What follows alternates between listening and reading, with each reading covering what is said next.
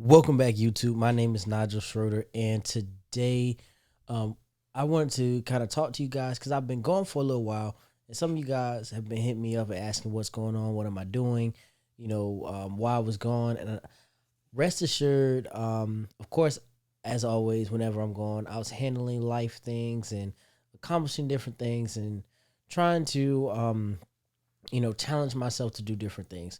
One of those challenges actually was content for the channel, and that was going to get my motorcycle endorsement. Um, and why is that content for the channel? Of course, because we're bringing it right back to the channel as vital information that can help some of you all um, for the future.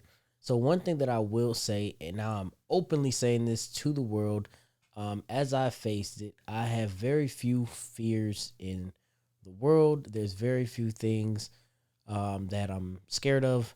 And one of my things about my fears is I like to go ahead and face them.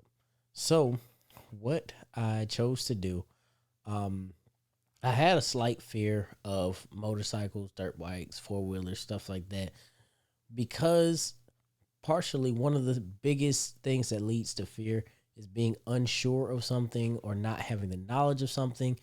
And therefore, without having that knowledge, you're instantly going to have that certain level of fear. Then the other aspect of it, of course, is the things that you're going to hear from other people. And then the third aspect of it is your personal experiences with those things. So, quick backstory. When I was younger, I was put on a four wheeler, given basic instructions, but not really walked through anything, and told to drive. I drove the four wheeler straight into a ditch. That ditch ended in a tree, and so since then, I kind of been, a little leery of riding. So, with that being said, since I never really formally learned how to ride, I never really had any real instructions or anything like that. I always had a fear of riding four wheelers and dirt bikes and motorcycles and stuff like that. And so I said, you know what, I'm going to face my fear. So um I went ahead and I did my motorcycle endorsement course. They walked us through everything motorcycles A to Z. From the parts to the actual riding, to just the knowledge base, relating it back to driving a typical car, and just really boosted my confidence and built myself up to where I was able to ride. Now, granted, the course is a 2 day course. The first time I took the course, um, I personally feel as though I was cheated. However, they claimed that I failed the test by 1 point. We'll get into that story a whole nother time. So, like I said, even though the instructor, I felt like, did cheat me that point, and that was the particular instance that went on in that first course. I went ahead and went back because they had you could retake the exam for free. Went back, retook the exam with a different instructor, passed with flying colors, got my motorcycle endorsement. So then at this point, what I realized was, hey, I faced my fear. I'm not really, scared of them anymore. Not that I was, like terrified or petrified of them, but it was just a thing where I wouldn't, ride or anything if anyone ever offered me to ride. Um, then I decided, you know what? Let me go and find a cheap one, so that I'd be able to practice, as well as turn this into some content and potentially help someone else. So I went on, Craigslist, Let Go, Facebook Marketplace, all these places, looking as well as I looked at dealerships.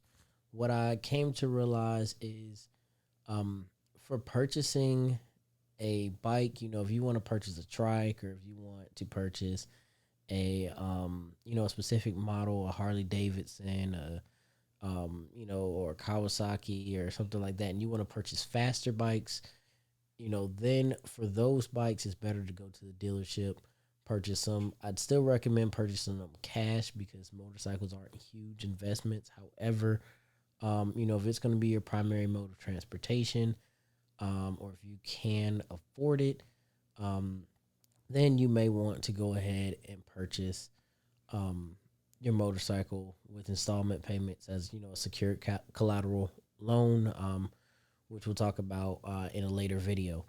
But I went ahead, went on Craigslist, and I found the cheapest motorcycle that was on Craigslist in my area, actually on Facebook Marketplace.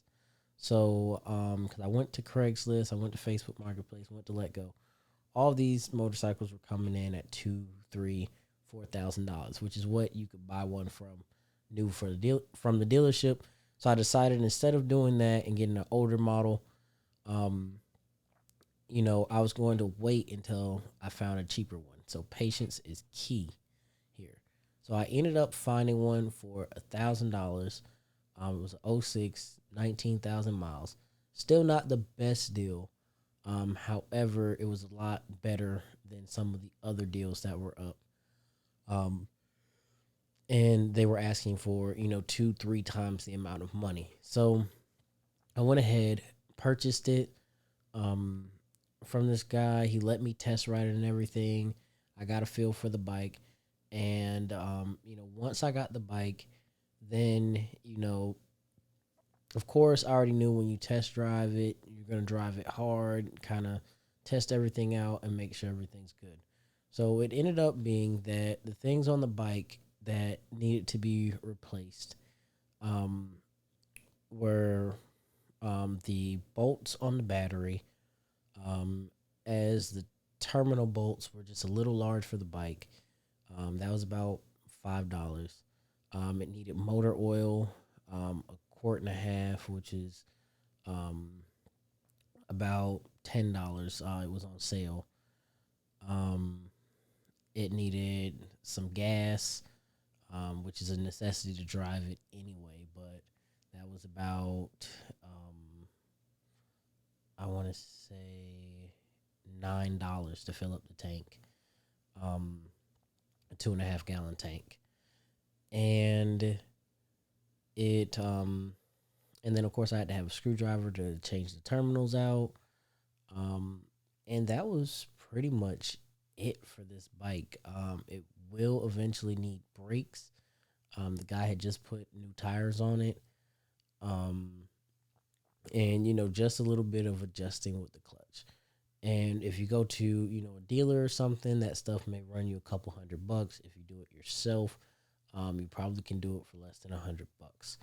So, needless to say, for at a worst of repairing the bike with the dealership and everything, spending 1,500, um, and that would be at a real bad deal on the brakes and the little stuff that needs to be touched up for a tune up.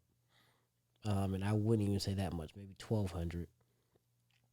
I got a very good deal for a reliable vehicle that, would take you short distances. So if you're someone who doesn't drive far, and you're not driving on super busy roads, or if you already know how to ride bikes or things like that, I would definitely consider it. Bikes are getting really good gas mileage. It's a good skill to have, a cheap and affordable way to travel, um, as well as it was just a great learning experience and something different to have overall.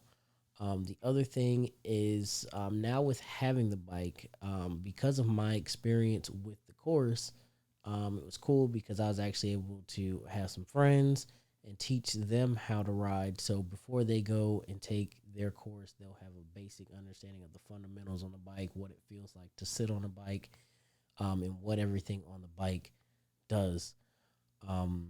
So being able to, here I have a lot of yard space, so they're on a private property and able to get that basic feel for the bike and understanding. was also great, and it also helped me with my riding skills and my abilities, and being able to think, and react and drive better, just as a driver, period, on the road. So overall, all in all, thank you guys for the support. And I just wanted to, talk to you guys about that, and, you know, tell you guys about, potentially purchasing a motorcycle, what it looks like. Some of the more expensive model bikes, like I said, are going to be, 5,000. As far as like starter bikes, you do have bikes that go all the way up to like $20,000, like a car. Your motorcycle endorsement allows you to drive trikes as well. So like if you want a Can-Am Riker, those are like 8-9,000.